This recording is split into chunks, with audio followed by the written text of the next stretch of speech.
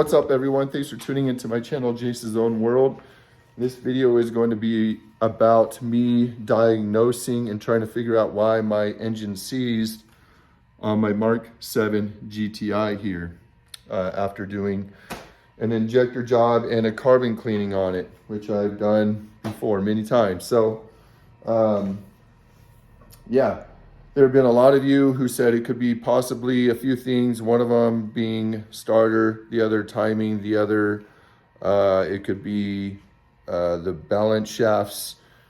So I'm checking on those things right now to see if any of those things are the culprits as to why my engine decided to seize up on itself just out of nowhere. If you are unfamiliar with what's going on with my engine, a couple videos back, I have a video explaining what happened. So go ahead and check that one out. In this video, I'm going to be taking out the starter and seeing if that is going to be the culprit to my engine seizing.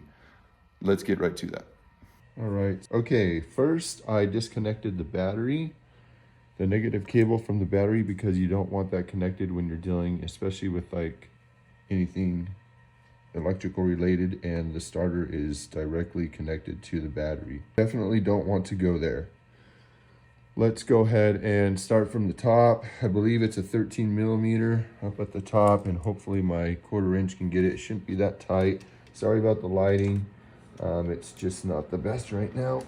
Yeah, it's pretty easy. So, and I like to get an extension on there because it just makes life a lot easier with all these little parts in the way. With the manual transmission, you have your bleeder block right here, so that will get in the way if you don't have an extension right here. So just getting this undone. It's going to take a little bit.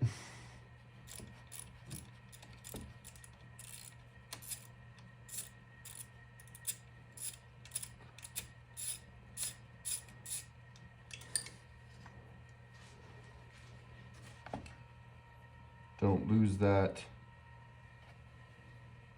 nut there, 13.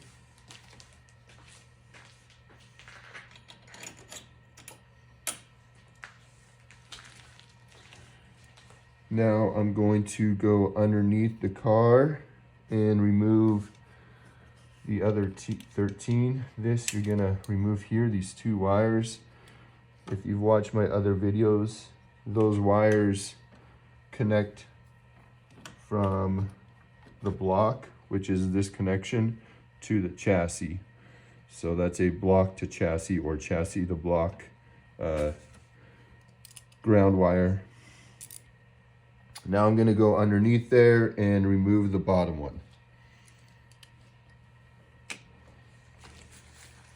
You're probably going to want to put some gloves on at this point or earlier. I usually put gloves on before I do any job, but forgot to this time. The reason why is if your starter hasn't come out in a while, you're going to have a lot of gunk coming out of there. So there's going to be a lot of stuff. Wear gloves, wear eyeglasses. Eyeglasses, check. Gloves, check.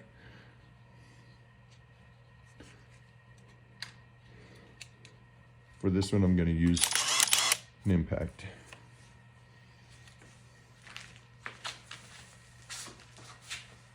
It'll make it a lot faster, a lot easier.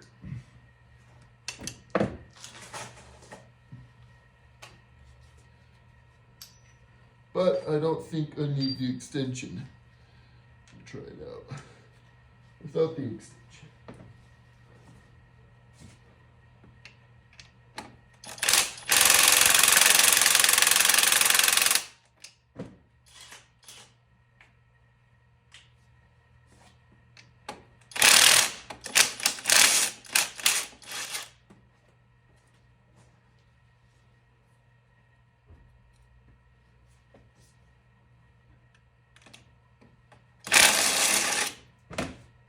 Come on.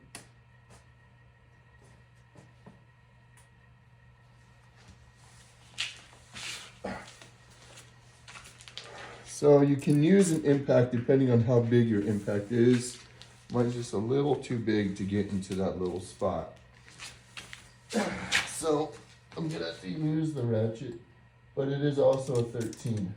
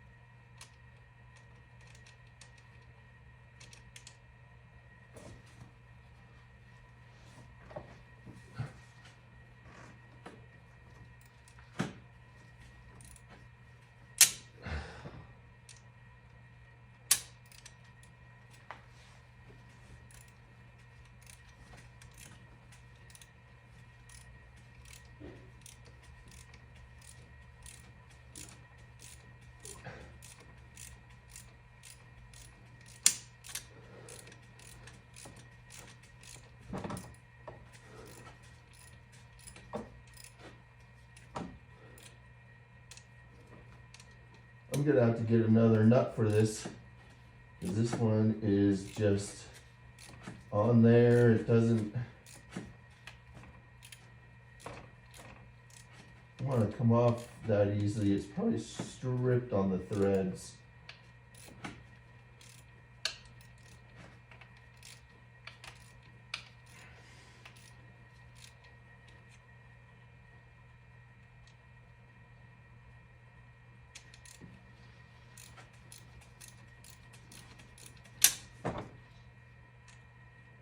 But it's almost there. Definitely a new nut and a new bolt. So you're gonna have to remove this. I'll show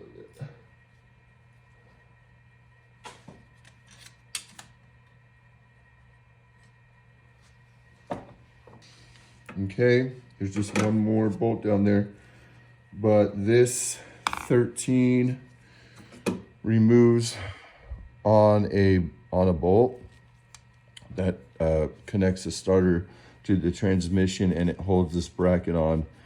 And so I'll show you once that bolt's out, but you're gonna have to remove this 13 and then this bracket, and then you can get to the bolt that's underneath the starter. And then when you remove that bolt, you should be able to remove the starter. That bolt is the same as this one up here. There's also one up here, so I'll show you what size that is. All right, so there's a bolt here. The 13s I just had to remove because you got to remove the ground wire from the actual bolt that holds the starter into the transmission. Same with underneath, you need to remove that bracket to get to the bolt that holds the starter into the transmission. That's what locks the transmission in there. And the reason why there's bolts is because there's so much torque going through the starter every single time it starts that you need something robust in there to hold it to the transmission. Those bolts are 13 millimeter, and I like to use a breaker bar at it first, and then just get my, this is a 1/2 inch. I get my 1/2 inch ratchet, or if I can use my impact, I will, just to take it out faster.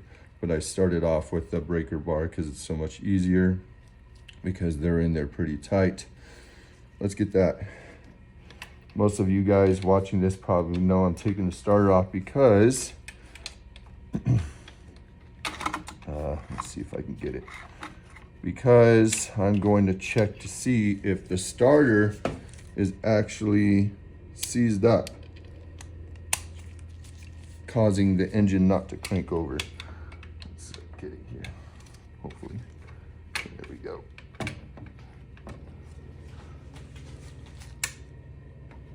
Okay, loose, easy. Get my ratchet. See how much easier it is with the starter. With the ratchet, you probably could get it with just the ratchet, but making life easier, you know, get it with the starter. To make life easier, most of you could probably get it with the ratchet, but to make life easier, I use a breaker bar. And honestly, it would be so much easier if all this stuff was out of here, which it normally is when I'm doing a transmission job. There we go. And sometimes it can just twist on out. It's not going to be the case. This is when one of those little tools are very handy, which I do not have.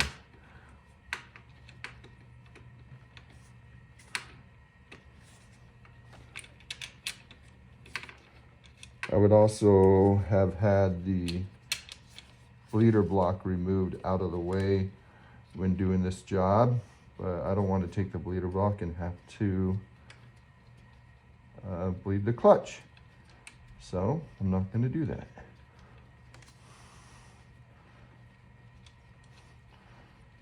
This might be a little more difficult because of the space, not removing the bleeder block, but a lot less work, that's for sure.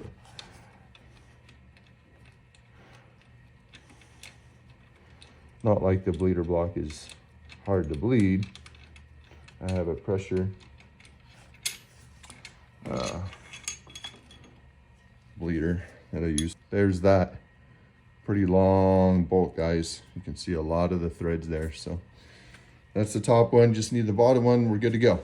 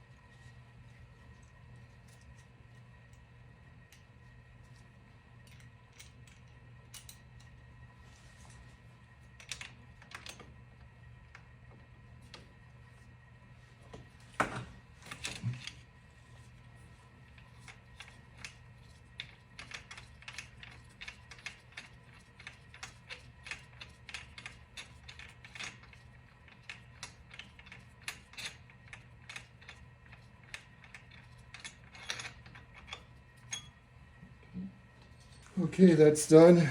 The last thing, which you probably should do before you remove those bolts, but I forgot to, is remove the plug. So,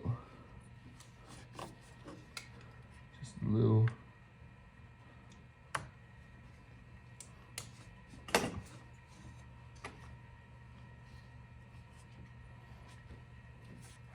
And it does not look like my starter is seized. It's turning. I guess I'm not going to remove the plug, but you guys will need to do this job. All right, starter is removed. I'm just doing one. check on the crank, see if it cranks. But I don't think so because the starter was turning. But you never know. Let's try it out. And the belt is removed, by the way.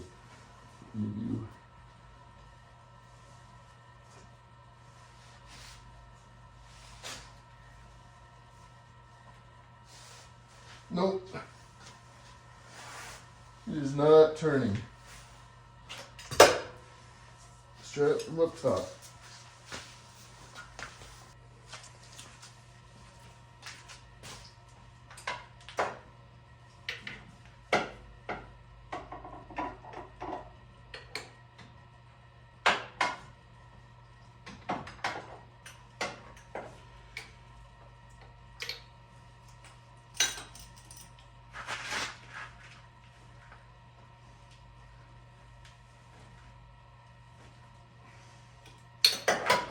That's a no-go.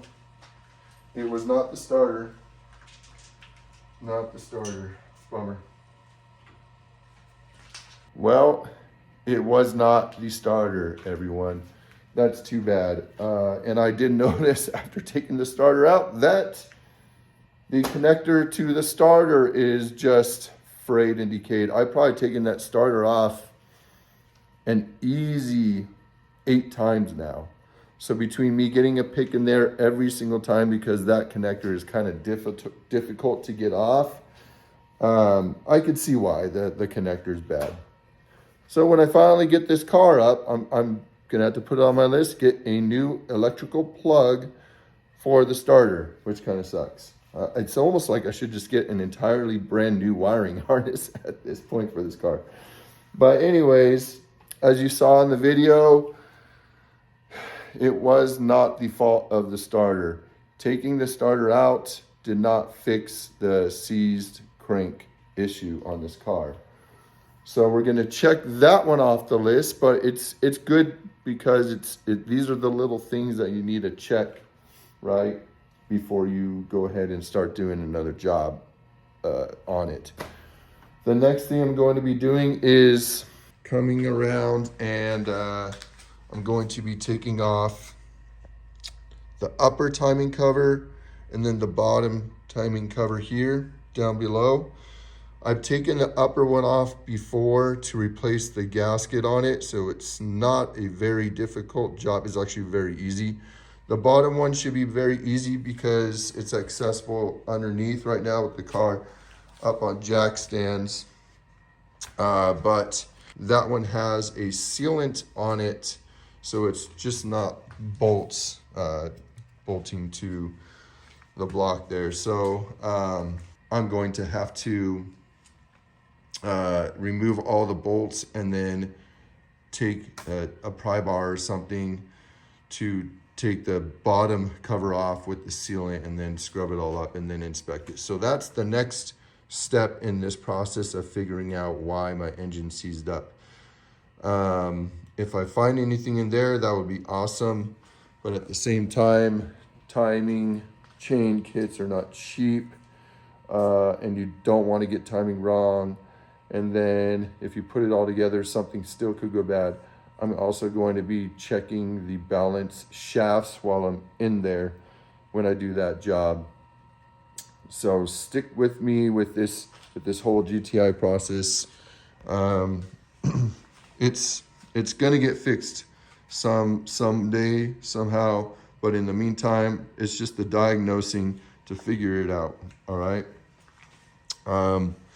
Yeah, I really do miss this car. I love my other car a lot because the MPGs, I've been driving it for 2 days and it's only used a quarter of a tank of gas, which is insane. I would have had to fill up with this car already by this time.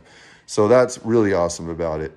But I do miss the GTI, so I have plans to get it up and running, but we just got to go through this diagnosis first. And I know a lot of you want to see, you know, what the culprit really was. So that's going to be the next thing on the list, guys. But that's going to be in another video. I don't have the time right now. Things are busy, obviously, with Halloween coming up. And my birthday is actually on Sunday. So happy birthday to me, right?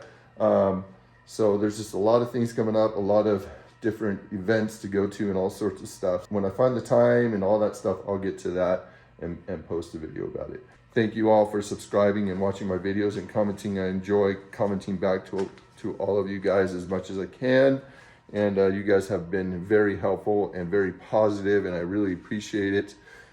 Very supportive of the thing that I'm going through and my channel as well. So I really appreciate all of you guys. Thanks for your likes, your dislikes, your comments, your subscriptions, your sharing the video and all that stuff. So let's get this GTI figured out together and go through the process together. All right, guys. But until the next video, peace.